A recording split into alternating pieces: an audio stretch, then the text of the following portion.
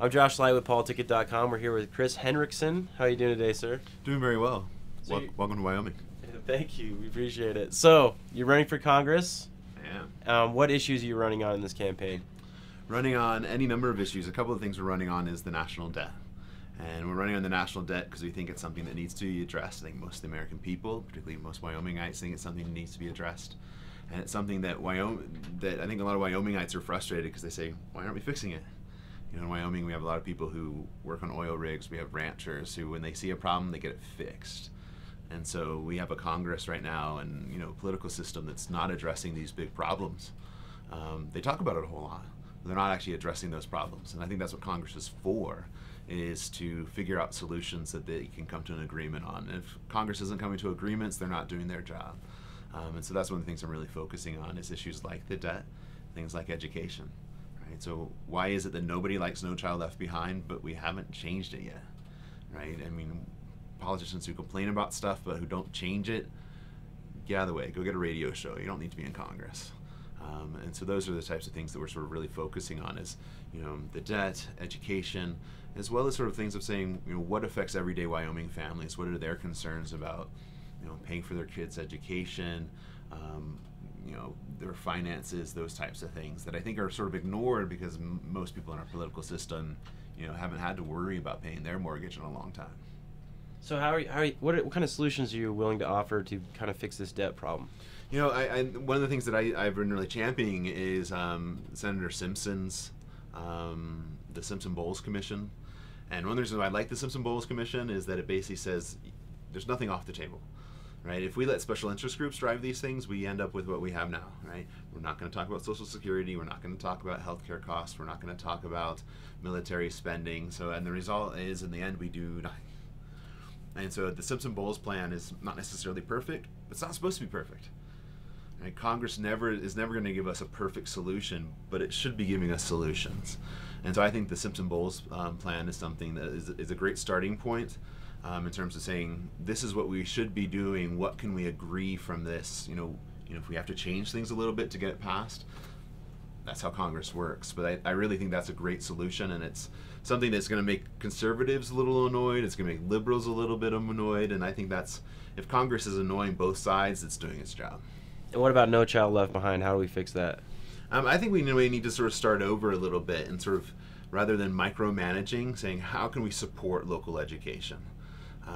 I think that education is something that the federal government does have a role in addressing, partially because Congress has a special responsibility with civil rights because of the 14th Amendment, and it also has a special responsibility to sort of poor areas that can't necessarily provide education on their own. But right now what No Child Left Behind does is they do a lot of micromanaging, and to be honest, I come to this less as a teacher and more as a parent. I have a 6-year-old, a 10-year-old, and a 12-year-old.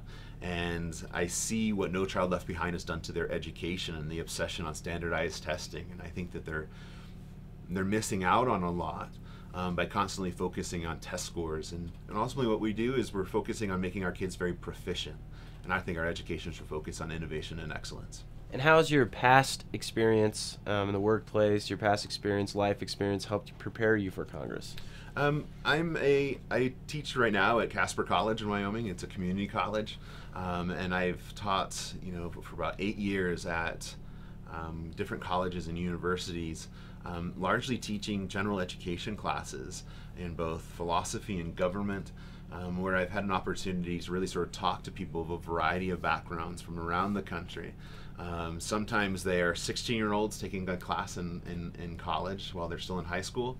Other times they're 50-year-olds coming back to school who've worked really hard, had a variety of backgrounds, who've decided that they want to sort of get a higher education, do something different.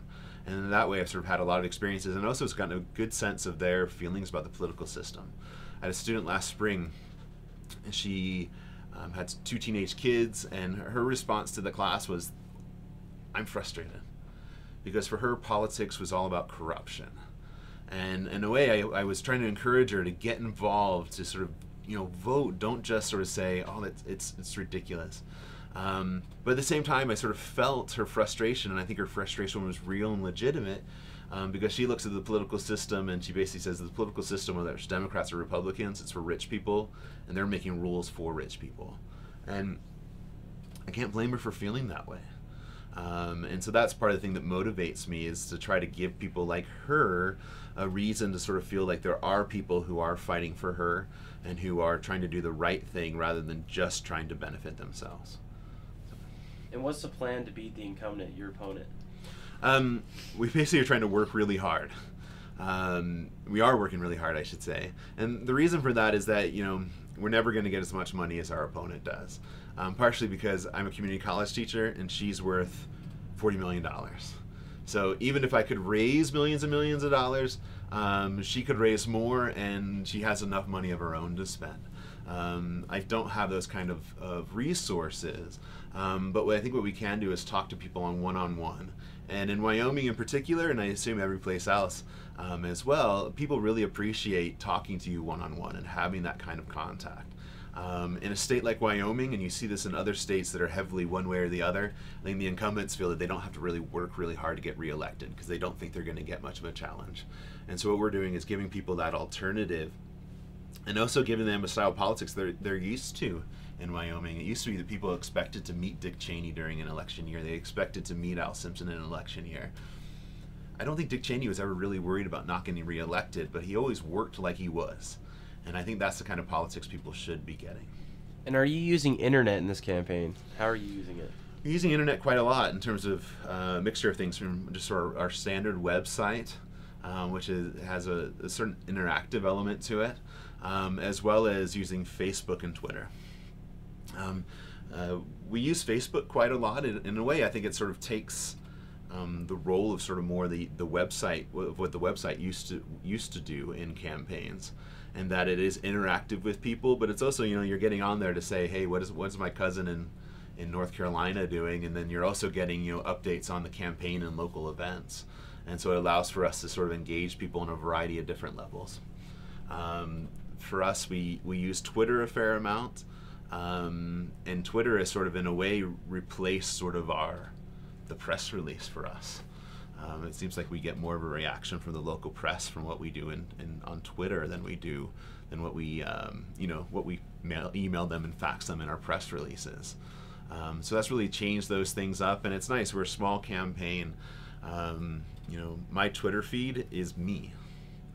A lot of politicians, you look at their Twitter feed and it's obvious that they have some aide who's writing those messages, because it sort of reads like an old style press release but shorter. And mine are really, it's me, typos and all, going out there, and it helps us sort of communicate. So if people want to know me, they can find me really easily by going to the Facebook page, by going to my Twitter account, and sort of saying what are the things that I'm sort of talking about, what are the things I'm discussing, and they're going to find out a lot about me. And how's fundraising going for this campaign right now? We've gotten a lot of support. It's been a little bit, it's been a rough go as a newcomer to politics, an outsider to the local party system. It's been a great challenge in terms of trying to raise the kinds of money that you would like to run in a statewide race. Right? So this is a U.S. House race, but we have to cover the entire state. Now, we don't have a large population. We have the smallest number of voters in a congressional district, but we're covering, Torrington to Cody. It's a huge state geographically. I think somebody told me it's the fourth biggest congressional district as a result of that, and it causes lots of fun, but it also makes the social media aspect really important, to try to reach out to that and try to contact people in as many ways as you can without using gas and without making that kind of having to have the big money. And so it's been a bit of a challenge. It's actually something that we sort of have been sort of getting attention about with our tweeting, and sort of discussing some of the frustrations we've had with fundraising, and it was something that was picked up. So in a way, that something that I've enjoyed is I tweeted something on Tuesday night, and on Thursday morning it was the front page of the major newspaper in the state. And it's a way to get that message out, but now we have people discussing, sort of how is the local party supporting statewide candidates who don't have a lot of money. And it's the kind of discussion that I don't think we would be having without social media, and it allows for sort of upstart candidates and sort of grassroots candidates to sort of get a message out there without necessarily having, sort of a media communications machine of sorts. Well, thanks for meeting with us today, Chris. Hey, thanks. I really appreciate you having me on, and appreciate you coming through Wyoming, and encourage you and anybody else to check out our website at chrisforcongress.us, visit our Facebook page, visit our Twitter account, and see what we're up to. All right. Have a good day. Thank you.